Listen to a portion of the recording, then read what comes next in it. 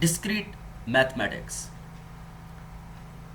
मैं discrete mathematics के लिए दो बुक्स को फॉलो करूँगा। एक बुक है डिस्क्रीट मैथमेटिक्स एंड एप्लीकेशंस, दूसरा है डिस्क्रीट मैथमेटिक एंड कंबाइनेटोरियल मैथमेटिक्स। इन दो बुक्स को मैं फॉलो करूँगा। इनमें जिस सीक्वेंस में टॉपिक्स हैं उस सीक्वेंस में मैं लेक्चर्स बनाऊँगा और जो जो इम्पोर्टेंट है सारे कवर करूँगा। लेकिन चैप्टर 1 पे जाने से पहले मैंने सोचा कि इस पहले इंट्रोडक्शन, पहले लेक्चर में मैं ये बताऊं कि डिस्क्रीट मैथमेटिक्स है क्या और हम पढ़ते क्यों हैं। क्योंकि इट्स माय ऑब्जर्वेशन कि स्टूडेंट्स हमेशा इसमें दिलचस्पी कम लेते हैं। वो सोचते हैं ये एक फॉर्मेलिटी है, बस पढ़ के और जान चुरानी है। ऐसा नहीं है, ये बहुत ही इम्पोर्टेंट सब्जेक्ट है, इसको पढ़ना बहुत लाजिम है। क्यों लाजिम है अभी आपको क्लियर हो जाएगा। तो सबसे पहले कि आखिर डिस्क्रीट मैथमेटिक्स है क्या। यहाँ पे दो वर्ड्स हैं, एक है डिस्क्रीट, दूसरा है मैथमेटिक्स। तो मतलब इससे ये बात तो क्लियर है कि ऐसी मैथमेटिक्स जिसके अंदर हम डिस्क्रीट के बारे में पढ़ेंगे, डिस्क्रीट चीज़ों के बारे में पढ़ेंगे। तो सवाल ये उठता है कि डिस्क्रीट आखिर है क्या, ये डिस्क्रीट की मीनिंग क्या है। तो उसके लिए मैं आपको एग्जांपल देता हूँ। बिलफर्ज आई से कि number of students in your class, आपकी क्लास में स्टूडेंट्स कितने, तो आप जवाब क्या दोगे, जितने होंगे वो जवाब दोगे। एक जवाब दोगे, एक पर्टिकुलर वैल्यू दोगे कि 5 हैं, 10 हैं, 15 हैं, 20 हैं, कितने हैं, आप एक पर्टिकुलर वैल्यू दोगे। इसे कहते हैं डिस्क्रीट। अगर मैं आपसे पूछूं height of students in class, अब आप क्या करोगे। अब आप जवाब एक पर्टिकुलर नहीं दे सकते, क्योंकि हाइट जो है स्टूडेंट टू स्टूडेंट वेरी करती है। तो इसे कहते हैं कंटिन्यूस वैल्यू। क्यों? क्योंकि वेरी करेगी फ्रॉम स्टूडेंट टू स्टूडेंट। तो ये वाली वैल्यू हुई कंटिन्यूस, ये वाली और ये वाली हुई पर्टिकुलर वैल्यू। इसे हम कहते हैं डिस्क्रीट, वैसे कहते हैं कंटिन्यूस। इसके लिए मैं आपको एक और एग्जांपल देता हूँ। मैं कहता हूँ टुडे इज़ फ्राइडे, तो इस पर आप क्या कहोगे, या यस कहोगे या नो कहोगे। एक पर्टिकुलर वैल्यू दी आपने। या आप दूसरे अल्फाजों में कहें तो आप कहोगे ट्रू या फॉल्स। और अगर मैथमेटिक्स में बात करें तो आप क्या कहोगे, या 1 या 0। तो एक पर्टिकुलर आप जवाब देते हो, इसे हम कहते हैं डिस्क्रीट मैथमेटिक्स। तो डिस्क्रीट मैथमेटिक्स ऐसी मैथमेटिक्स है जिसके अंदर हम डिस्क्रीट वैल्यूज़ के बारे में पढ़ते हैं। जिस तरह ये डिस्क्रीट हो गई, ये डिस्क्रीट हो गई, इस तरह की वैल्यूज़ के बारे में पढ़ते हैं। कंप्यूटर साइंस के अंदर डिस्क्रीट को हम कहते हैं डिजिटल और कंटिन्यूस को कहते हैं हम एनालॉग। तो इस टाइम पे आपको ये पता चल गया कि आखिर डिस्क्रीट मैथमेटिक्स है क्या, व्हाट। कि discrete mathematics is not the name of branch of mathematics like number theory, algebra, calculus. ये किसी ब्रांच का नाम नहीं है। जिस तरह नंबर थ्योरी है, अलजेब्रा है, कैलकुलस आप पढ़ते हो, उस तरह किसी ब्रांच का नाम नहीं है। Rather it's a description of a set of branches of math that all have a common feature that they are discrete rather than continuous। बल्कि जो भी फील्ड्स हैं, जो भी ब्रांचेस हैं, उन सब में जहाँ जहाँ डिस्क्रीट का जिक्र आता है वो सारी उठा के एक सेट बना दिया, जिसका नाम रख दिया डिस्क्रीट मैथमेटिक्स, जिसके अंदर हम डिस्क्रीट के बारे में पढ़ेंगे, ना कि कंटिन्यूस। तो डिस्क्रीट मैथमेटिक्स क्या हुई, एक ऐसी डिस्क्रिप्शन, एक ऐसा सेट ऑफ ब्रांचेस जिसके अंदर एक कॉमन फीचर है, कौन सा, डिस्क्रीट का।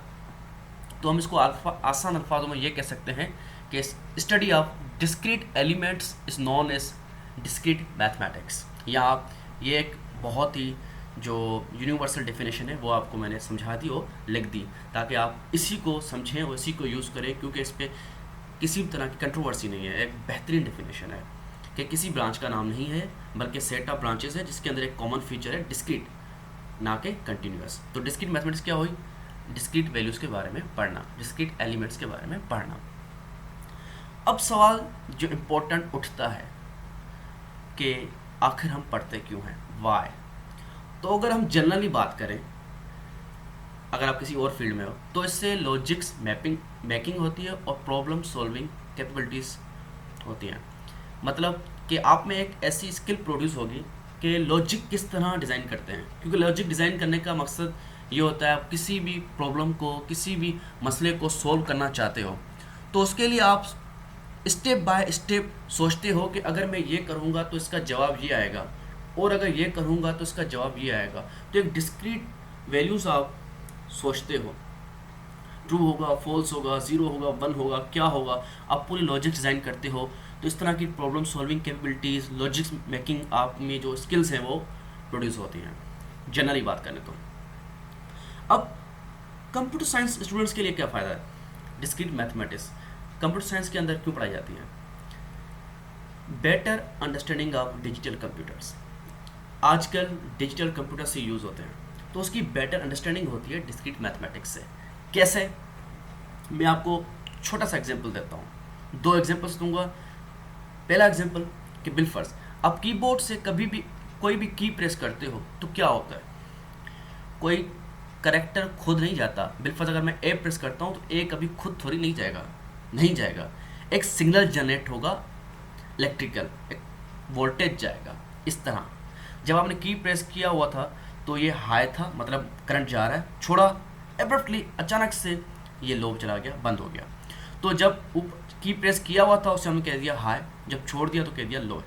हाई को आप 1 और लो को 0 कह सकते हैं। तो इस फॉर्म में हर सिग्नल जाता है, हर सिग्नल पूरे पीसी के अंदर 1-0 के फॉर्म में आपका सिग्नल जा रहा होता है।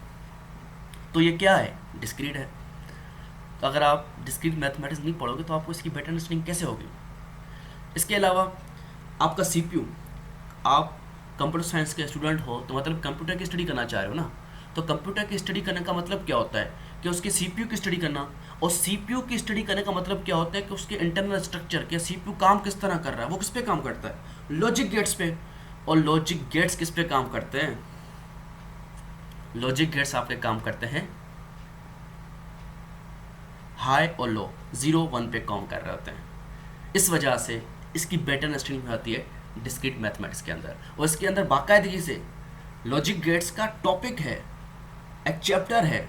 बूलियन अलजेब्रा 1-0, इन सब का अलग अलग चैप्टर्स हैं जो आपको एक बेटर अंडरस्टैंडिंग देते हैं डिजिटल कंप्यूटर्स की। इस वजह से डिस्क्रीट मैथमेटिक्स हमेशा कंप्यूटर साइंस स्टूडेंट्स के लिए रखा जाता है।